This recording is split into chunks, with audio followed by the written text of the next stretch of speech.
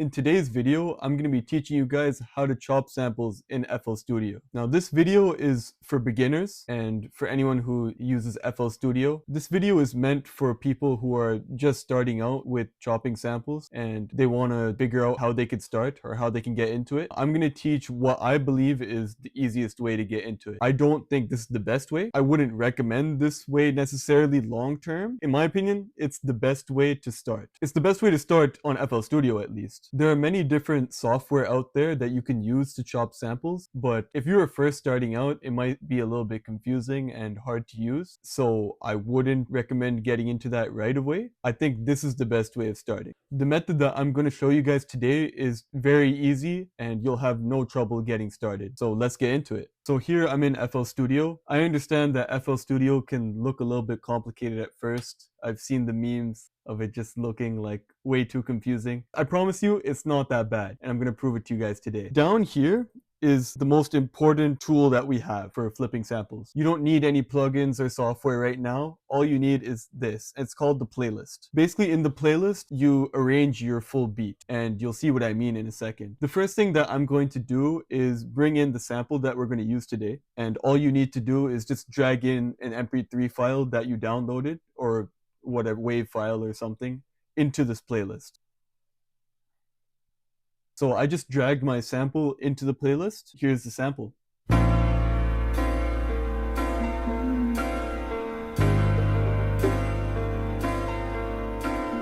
For the sake of simplicity, I chose a sample that's like not too complicated just to get my point across in this video. So the first thing that I'm going to do now that I've dragged in my sample is find the tempo of this sample. You can do this by pressing the button right here, the tempo tapper button. And you just tap a key on your keyboard along with the beat. So I'm clicking the key. It could be any key on your keyboard, and I'm just clicking it along to the original sample. It seems like it's 60 BPM or 59 BPM. Now what I'm going to do is get rid of this little bit at the start, this empty space. If I just hold the edge of this, then I could get rid of this. I can drag by just pressing and moving it down. You can see the waveforms aligned with the grid in the playlist. That's because we found the correct tempo. You might notice that it's not perfect. Like here, the waveform starts a little bit before the grid, which is normal because most of the times in the samples, the tempo is not perfect, but that's okay. Not everything needs to be perfect. Now that we found the correct tempo of our sample, I'm going to play around with the pitch. If I select this MP3 file, or the sample that I dragged in, before I change the pitch of my sample, I'm going to change this into stretch mode. And stretch mode is definitely the best mode to have your sample in. It makes it very easy to manipulate the time and pitch of the sample. So now I can change the pitch, or well, here, we'll play it first. I can pitch it down.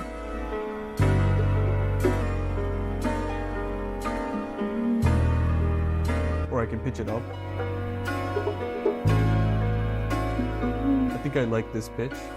Now that we found the pitch that we want to use, we can start chopping our sample. The way that we do this is by using this button right here. So if I click this, I can now cut this sample or MP3 file wherever I want. Let's say I just wanted like this first section of the sample, and I wanted to like loop it or something, I don't know. I could cut it here by just clicking, and now it's its own separate file. Basically, the first like 4 seconds of the sample is separated from the rest. So I can take this and move it or do whatever I want.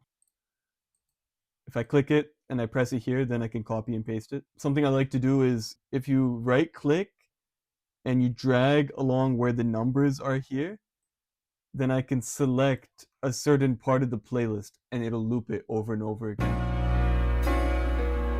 I'll do it like this. There you go. So that is how you slice your sample. Again, this sample is pretty simple, so it was pretty easy for me to know where to make that cut and make it sound good. The more complicated samples you get, the more creative you're going to have to get and the more difficult it's going to be. So now I'm just going to go through the sample and chop it up some more.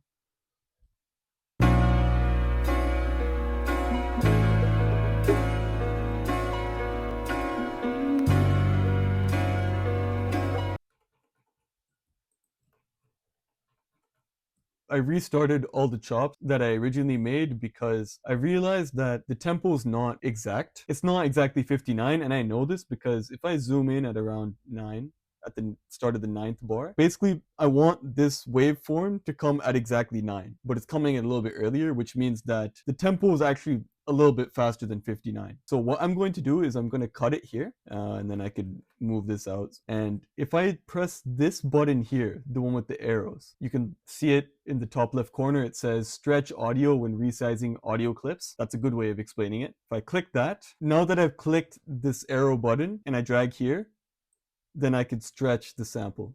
If you don't press Alt while you do this, it'll do it along the grid. But I want to be a little bit more precise, so I'm going to hold Alt while I do this, and I can get it exactly there.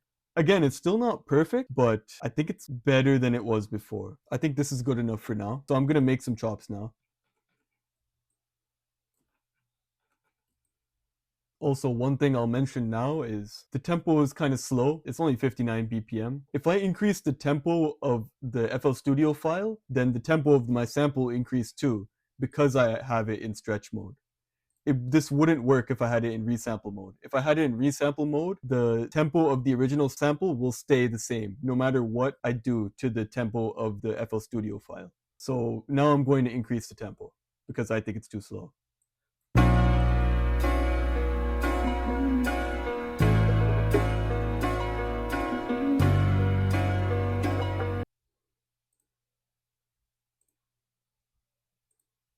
All right, now I've made a bunch of different chops and I'm gonna make a different pattern with it. I'm just gonna rearrange these chops in a different way and see what I can make.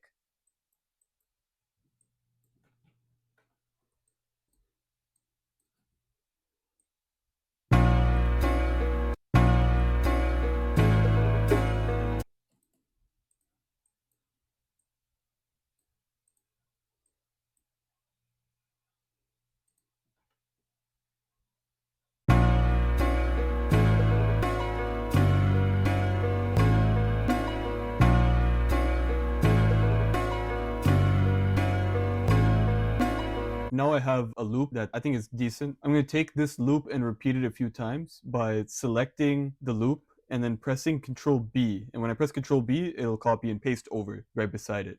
I'm going to do that a couple more times. Now, I do think this is way too repetitive, so I'm going to bring in some of those other chops. There's like a synth that gets introduced later into the sample. Yeah, right here.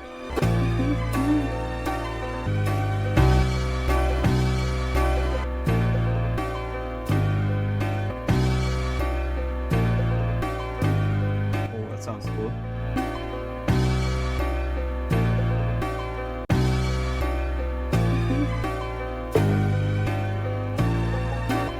Alright, so now I added more to my loop. I added like a counter melody basically, using that synth section.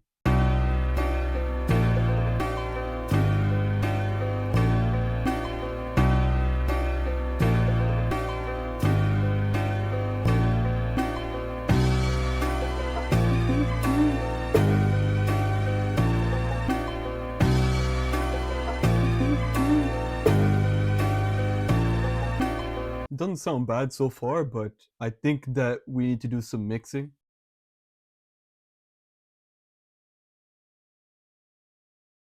I realized that I sort of glossed over an important point that I should talk about more. For each of these individual chops, I can stretch them and make them any length. So if I press the stretch button, I can stretch this and the other chops are unaffected. You might have noticed as I was first working on this loop that I was doing that for each chop individually. Like I was saying at the start, the tempo of the sample was not exact, or it's not fully consistent. So this tool is very useful. You could stretch individual chops and make it sound consistent and clean. And that's what I did. So now I'm gonna make drums. I don't think I should go into too much detail with the drums because that could be its own video in itself. The rabbit hole goes deep. That's like that's my shit. Like that's what I do. We'll definitely make a video about that at some point.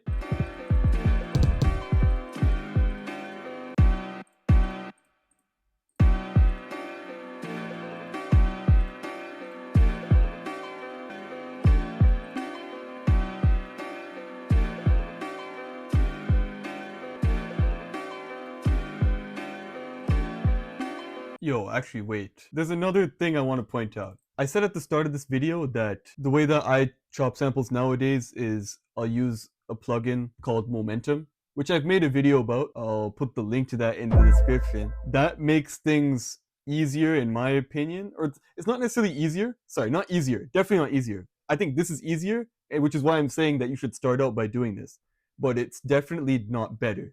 This method is worse. I think the big reason why is when I play, here I'll play it.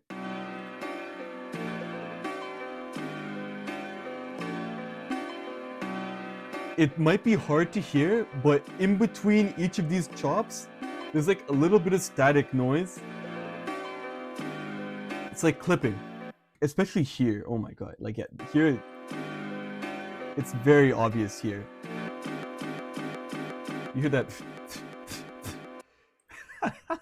That's like noise that we don't want, and it's very hard to remove. Now, at the same time though, a workaround for this is you just add drums. If you add drums on top, you can kind of hide it, which is what I'm trying to do here. But even then, like you can still kind of hear it.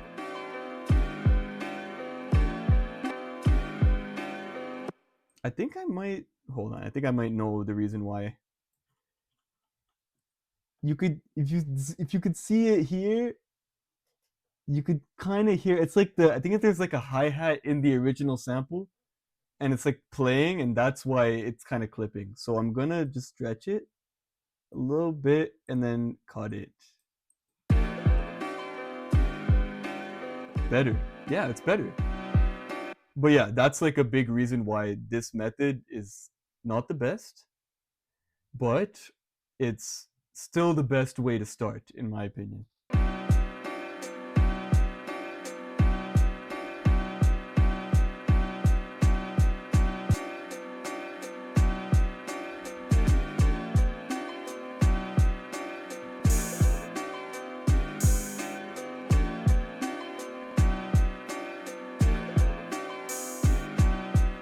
Sounds alright.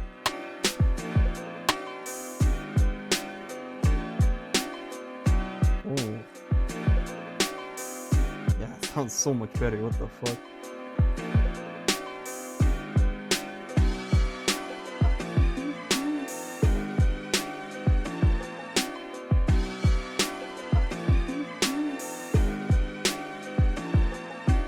That's all I got for today. I hope you guys enjoyed the video. I hope you learned something. Please let me know if you guys have any suggestions of things you would want to see or video ideas that you'd want to see me do. And thank you so much for watching. I'll see you in the next video. Thank you.